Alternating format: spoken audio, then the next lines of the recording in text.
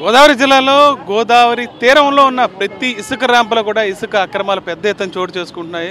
కూటమి నాయకుల అండదండలతో ఎక్కడ చూసినా సరే ఇసుక మాఫియా విచ్చలవిడిగా అరాచకాలు చేస్తోంది. ప్రతి ర్యాంపు నుంచి కూడా అర్ధరాత్రి వరకు తవ్వకాలు జరుగుతున్నాయి. ఎక్కడి నుంచి తవ్వి తీసినా ఆ ఇసుకనంతా అధిక ధరలకు అమ్ముకుంటూ బయటకు తరలిస్తున్నారు. ఈ నేపథ్యంలో కొత్తపేట నియోజకవర్గంలో చూసుకుంటే స్థానిక ఎమ్మెల్యే సోదరులిద్దరూ కూడా విపరీతంగా ఇసుక అక్రమాలకు పాల్పడుతున్నారు. అనునిత్యం లక్షలాది రూపాయలు వెనకేసుకుంటున్నారు. ఆరోపణలు పెద్ద ఎత్తున వినిపిస్తున్నాయి. దీనికి సంబంధించి మాజీ ఎమ్మెల్యే చిల్ల జగ్గిరెడ్డి ఇప్పటికే ఆందోళన ప్రారంభించారు. ఈ ఆందోళన కూడా విస్తృతం చేస్తారంటున్నారు. సార్ చెప్పండి, ఒక జొన్నాడ ర్యాంపే పరిమితం కాలేదు. అది పేరవరం కావచ్చు, బొబ్బిర్లం కావచ్చు, పులిదిండి కావచ్చు, ఆత్రేయపురం, ఎక్కడ చూసినా సరే ఈ ఇసుక అక్రమాలు ముఖ్యంగా కొత్తపేట నియోజకవర్గంలో ర్యాంపులు అధికంగా ఉండటం వల్ల చాలా భారీగా జరుగుతుంది. ఎలా అడ్డుకుంటారు? అనునిత్యం లక్షలాది రూపాయలు వీళ్ళు జేబుల్లో కోట్ల రూపాయల టర్న్ ఓవర్ జరుగుతుంది. నిన్న ఆల్రెడీ ఇప్పటికే జిల్లా అధికారులకు తెలిస్తే ఏదో ఒక రైడ్ చేయడం జరిగింది. బుర్రలంకలు అయితే 3 వాహనాలు పట్టుకున్నారు. ఇక్కడ ఆ పరిస్థితి కూడా లేదు. ఏం చెప్తారు? వాస్తవంగా ప్రభుత్వం కళ్ళు మూసుకుపోయి ఇవాళ ఇసుకని అక్రమంగా అమ్ముతున్నారనేటువంటి దానికి కొత్తపేట నియోజకవర్గం ప్రత్యక్ష ఉదాహరణ. మరి మామూలుగా కుటుంబాల్లో అన్నదమ్ములు వాటాలు పంచుకుంటారు. కానీ కొత్తపేట నియోజకవర్గంలో విచిత్రమైన పరిస్థితి, ఇసుక ర్యాంపులు కూడా అన్నదమ్ములు పంచుకుంటూ ఉన్నారు. కూటమి ప్రభుత్వం ఉన్నటువంటి జనసేన పార్టీ నుంచి, అలాగే తెలుగుదేశం పార్టీ నుంచి. పైపిచ్చు మరి కొన్ని మీడియాల్లో కూడా ఉన్న జ్యోతిలో కానీ లేదా కొన్ని మరి ఎన్టీవీలో ఇతర కొన్ని వార్తాపత్రికల్లో కూడా ఈ యొక్క విషయం రాస్తే దాని మీద నేను ప్రతిస్పందిస్తే నా మీద స్థానిక శాసనసభ్యులు నిందల ఆరోపణలు వేస్తున్నారు. మరి ఈ రోజున వారి కూటమిలో భాగస్వామిగా ఉన్నటువంటి ఆయనే నేను పవన్ కళ్యాణ్ గారితో చెప్తాను, ఆయన తీసుకొచ్చి ఉద్యమం చేయించారని చెప్తున్నారు. అంచేత ఇక్కడ స్థానిక ఎమ్మెల్యే గారు చెప్తున్నది ఎంత వాస్తవమో మరి వారి తమ్ముడే చెప్తున్నారు.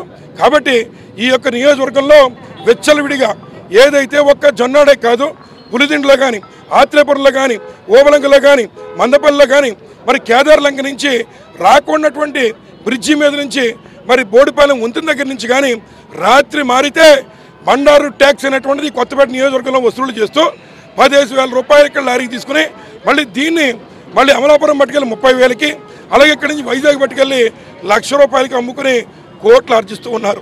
అంచేత మరి ఎవరైతే కూటమి ప్రభుత్వంలో భాగస్వాములుగా ఉన్నవారు చెప్పినా అధికారులు స్పందించట్లేదంటే మరి దీని మీద ఎవరికి ఎంత అందుతుందనేటువంటిది కూడా మరి భవిష్యత్తులో తేలనుంది.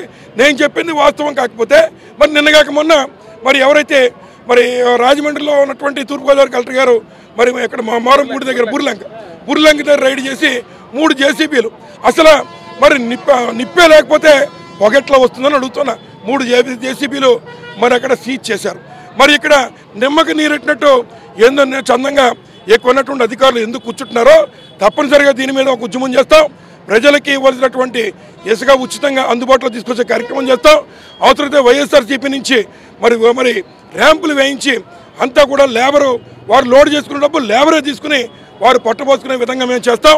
బండారు సత్యేంద్రరావు గారు ఏదైతే 300 లేబర్కి ఇచ్చి ఆయన 600, 1000 రూపాయలు కలెక్ట్ చేస్తున్నారో దానికి చరమగీతం కూడా పాడతామని చెప్పి ఈ సందర్భంగా తెలియజేస్తున్నాం. అసలు బీ ట్యాక్స్, బండారు ట్యాక్స్ అంటే ఏంటి?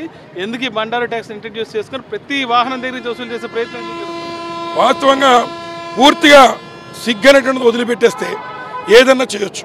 అట్లాగే ఎక్కున్నటువంటి వారు ఎవరైతే సామాన్య ప్రజానికి ఉన్నారో వారికి ఇసుక అనేటువంటి అందరి ద్రాక్షగానే మిగిలిపోతుంది కేవలం ఎక్కున్నటువంటి బండారు సత్యేంద్రరావు గారి తీరు వల్ల.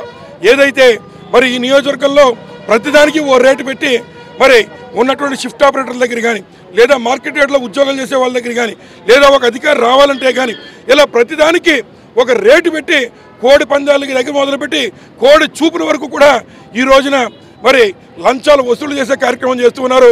ఇప్పుడు సంక్రాంతి సంబరాలను పెట్టి ఎప్పుడు ఈ నియోజకవర్గంలో లేని కొత్త సంప్రదాయం మరి డాక్టర్లు ఎవరైతే ఉన్నారో పారిశ్రామికవేత్తలు ఎవరైతే ఉన్నారో వారందరి దగ్గర కూడా రౌడీ మామూలు వసూలు చేసే కార్యక్రమం మొదలు పెట్టారని చెప్పి సందర్భంగా తెలియజేస్తాం. కొత్తపేట నియోజకవర్గంలో బీటెక్స్, బండారు ట్యాక్స్ వసూలు చేయడం చాలా దారుణం అంటారు. మరో జిల్లాలో పక్కనే ఉన్న జిల్లాలో అధికారులు దాడులు చేసి అక్రమ ఇసుక తవ్వకాల మీద దాడులు చేసి వాహనాలు పట్టుకుంటుంటే కొత్తపేట నియోజకవర్గంలో కానీ డాక్టర్ బిఆర్ అంబేద్కర్ కోనసీమ జిల్లాలో కానీ అధికారులు స్పందించకపోవడం చాలా దారుణం అంటున్నారు. భవిష్యత్తులో కూడా ఖచ్చితంగా దీని మీద ఉద్యమం చేస్తామంటున్నారు. రావులపాలెం నుంచి విజయస్మతిక హరీష్ ఫర్ సాక్షి న్యూస్.